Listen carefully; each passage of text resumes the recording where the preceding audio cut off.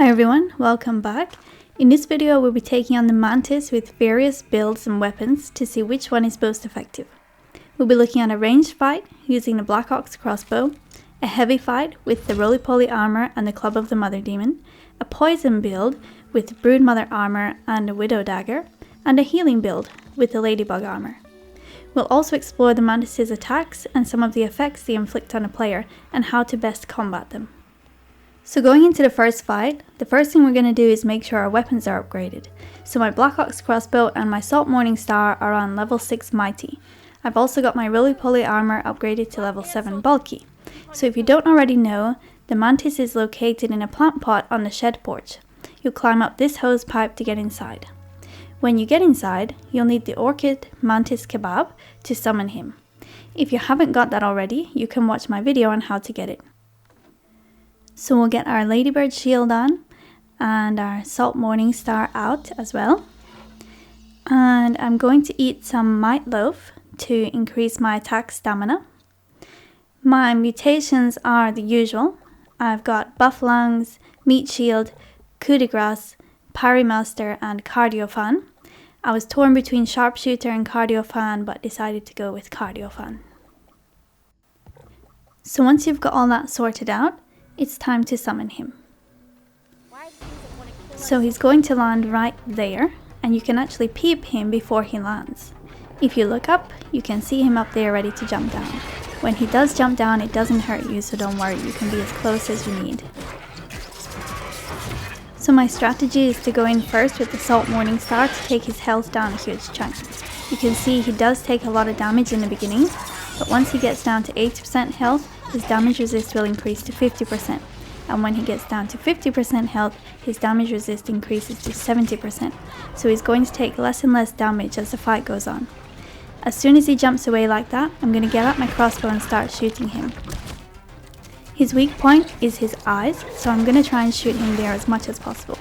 They are quite big, so it shouldn't be hard to miss, but I am playing this on an Xbox, so it's a bit harder to aim compared to a mouse. In all the fights, but particularly a ranged fight, you can make very good use of this central trunk. But be careful because sometimes he can leap through the trunk. And I did manage to stun him there as well, so that was good. With him being 50% resistant to stabbing, this isn't the quickest fight you can do. So while that's going on, let's discuss his stats. He only has one weakness, which is salty. This makes the Salt Morningstar very effective, along with any other weapon taken down the salty route. Salt arrows would also be good. He's resistant to spicy, along with a whole range of damage types. However, he's only 25% resistant to chopping, which suggests a salty axe might be a good shout. As I mentioned earlier, his weak point is his eyes. He's 25% resistant to poison and completely immune to gas. We'll be trying out a poison build later, so let's see how that fares. If we look at the damage he inflicts, we'll see that his ground shred attack reduces the player's attack damage. This is quite significant in the third phase of the fight, when he's already 70% resistant to damage. His pounce and scream inflict reduced exhaustion recovery. This is quite noticeable, as you'll barely be able to move after it. His combo slam inflicts reduced perfect block. I didn't really notice this one so much because, first of all, some of his attacks are completely unblockable, and secondly, his other attacks are very difficult to perfect block, so it's easier to just hold your shield up. The final and most important status effect is bleed, caused by, it says here, his charge strike and ground shred, but I also noticed that the slash attack inflicts bleed as well.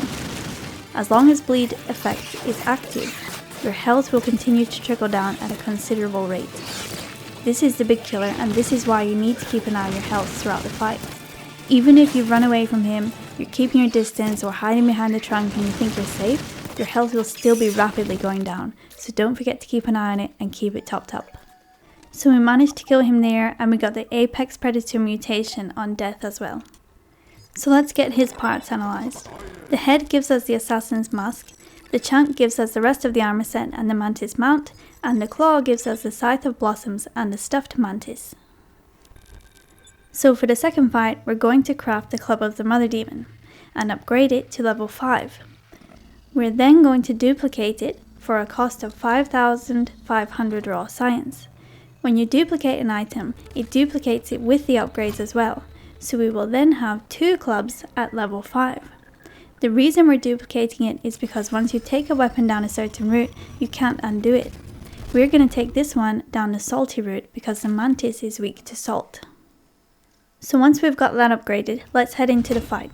We're going to keep our mutations the same, but we're swapping Cardio Fan for Apex Predator, which is the mutation we earned after killing the Mantis the first time. Yes, I do understand that you need to kill the Mantis first in order to use this build, but if you want to make the armor or the Scythe of Blossoms, you'll need to kill him more than once anyway, so it's worth knowing if this works or not. Apex Predator gives boss weapons, aka weapons you make from boss parts, extra buffs. For the Club of the Mother Demon, it gives a 20% chance of applying venom to an attack. The venom deals 45 damage every 5 seconds for 15 seconds. It also bypasses all poison resistances or immunities. As you can see, the only downside to this weapon is that it's two-handed, which means we can't use a shield, so you'll need to try your best to perfect block, or get out of the way of the attacks. This was by far the fastest fight out of all of them, not only because the Club of the Mother Demon is one of the most powerful weapons in the game, but with the added buffs of Apex Predator, it's unstoppable. Due to its sheer power, you can stun the Mantis quite early on and quite often. We're less than a minute in and he's already almost on half health. We're 30 seconds ahead of the ranged fight already. The good thing about having the venom inflicted is that even when you're hiding or running away, he's still taking damage, constantly. And that's exactly what he's doing to you with the cut inflict, so give him a taste of his own medicine. You'll know when he's taking venom damage because you'll see this little symbol here, and you'll see his health going down. You'll also notice that the venom gets topped up quite regularly. There's a 20% chance you'll inflict it, so ideally that's 1 in 5 hits. Overall, this was a pretty good fight, and it was pretty fast as well, due to the sheer power of the Club of the Mother Demon, along with Apex Predator and the venom inflict that gives. I did spend a long time towards the end of this fight running behind the trunk and hiding, just trying to escape his attacks, because obviously I don't have a shield and a lot of his attacks can't be blocked at all. His 3 combo slam can't be blocked. When he leaps away, that can't be blocked. When he pounces towards you, that can't be blocked. And when he pounds the ground and the earth rolls towards you like this, that can't be blocked either. So if you don't have a shield, you're kind of screwed, which is why you need to keep your distance as much as possible and let him come to you, and as soon as he looks like he's about to perform one of his attacks, then you need to run away. And he does give pretty obvious signs before he's about to attack, so you should be able to see them coming. You can't keep running forever though, so when you see a chance, you need to go in for the kill.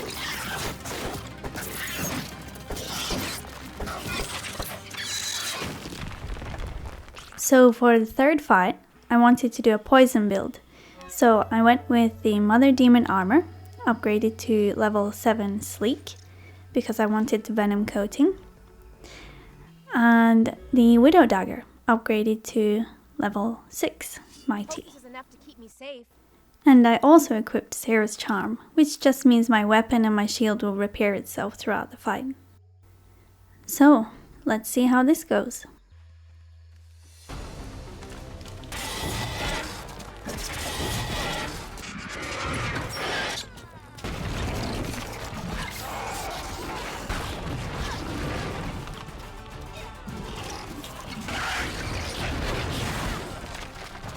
Not very well. So I went home and I decided to try the ladybug armor. So I upgraded that down a sleek path because I wanted the healing bonus. So not only does each healing item provide more health, but the set bonus gives us 50% chance to apply temporary health regeneration when blocking an attack, healing 1 health every 2 seconds for 20 seconds. So let's see how this goes.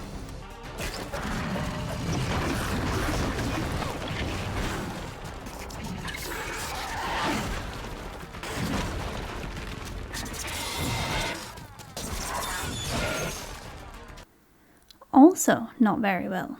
So I wanted to use the Widow Dagger because not only had people told me that it was a good weapon to use, but it was also recommended on the Grounded wiki page. So I thought maybe the armor is the issue. So I decided to stick with Old Faithful. The roly-poly armor upgraded to level 7 bulky. Doesn't get much stronger than that. Let's see how it goes.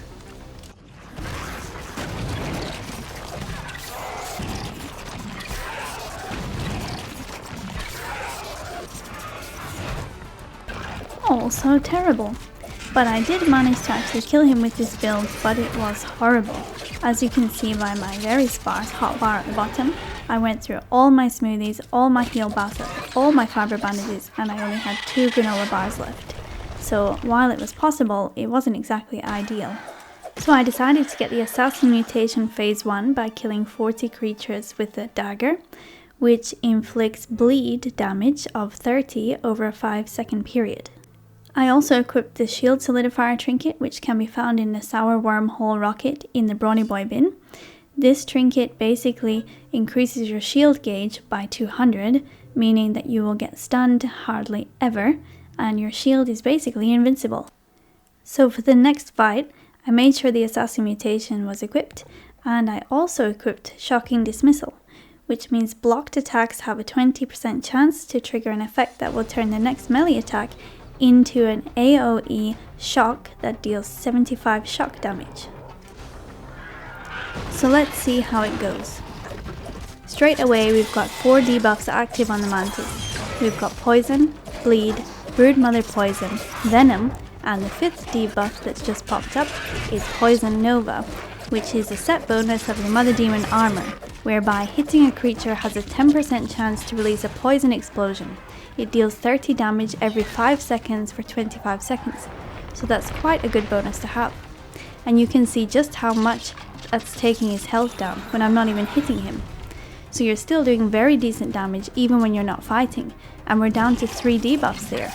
But as soon as we start fighting him again, we can see it goes up to 4, and then very soon it goes up to 5. So it's really easy to keep those debuffs topped up. So why did we die so many times the first time we tried this build? Well, obviously we didn't have the Assassin Mutation equipped, which as we can see is helping to do a lot of trickle damage. But I believe the Shield Solidifier is key.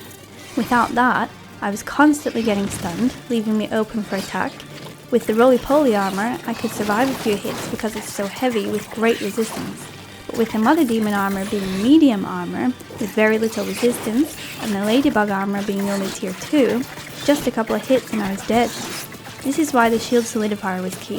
With that equipped, I hardly ever got stunned and could effectively block all of his blockable attacks. And you can see just how effective the Shield Solidifier is. The gauge is hardly going up at all. If you compare that to the first fight with Assault Morningstar, where my shield was almost broken in the first 30 seconds, this is much better. But this attack, like some others, cannot be blocked even with the Shield Solidifier, so be careful. So overall, this fight was okay. I still went through a lot of smoothies and heal bosses, but it was very doable. So the 4th and final fight I'm going to show you is a healing build. For this I'm going to use Ladybug armor upgraded to level 7 sleek. The piece effect for this armor is block strength, so that increases the amount we can block before getting stunned. Taking it down a sleek path increases the health received from healing items, and the set bonus received by wearing the whole armor set is Scarlet Embrace, which gives a chance for temporary health regeneration when blocking attacks. So you can see I'm not starting this fight on full health, but as soon as I start blocking his attacks, my health starts to go up. And soon, I'm back on full health. Now obviously he inflicts bleed damage, so our health is going to continuously keep trickling down, but with the Scarlet Embrace bonus effect and the increased healing from healing items, we should be able to combat this. So I just took a fiber bandage, so you can see my health is still going down, but not as much as it would be without this healing effect. Now I did equip Shocking Dismissal for this fight, and the last fight, but it didn't seem to go off in the last fight at all. However, it does go off a couple of times in this fight, so let's see just how much damage it actually does. Well, it's alright. It's not amazing. It does 75 damage, which is about 2 or 3 dagger hits, which is not bad, but considering it only went off twice in this whole fight, it's not really worth it. So we're under half health now, so let's take a heal boss and see how effective it is. I would say that healed about a third of my health, which is a massive improvement, because without all the healing effects of this armor set, a heal boss only heals about a quarter of your health, which means you need 4 to reach full health. But with all these healing effects you would only need 3, so it's much more efficient. So let's go through some of his attacks and how much damage they do. So he just leaped away there, and that is unblockable and does 90 damage. And his pounce back is also unblockable and does 100 damage. His scream is also unblockable. I'm not sure how much damage it does, but it's not very much. His charged pounce does 90 damage and can be blocked. And these side to side slashes can also be blocked. They do 150 damage. He's about to send some vertical shockwaves now. These cannot be blocked and they do 120 damage, but they're kind of easy to avoid. He's about to pounce and then go into a ground shred, which does 90 damage and can be blocked. However, it also inflicts minus attack damage and bleed effect. Some of his attacks do change throughout the fight though. In phase 1 and phase 2, when he's above 50% health, he does a charged strike, which we saw earlier, where he stands up and then pounces, digging his claws into the ground, dealing 90 damage, like this. Once he gets below 50% health though and enters phase 3, he earns another attack which looks extremely similar.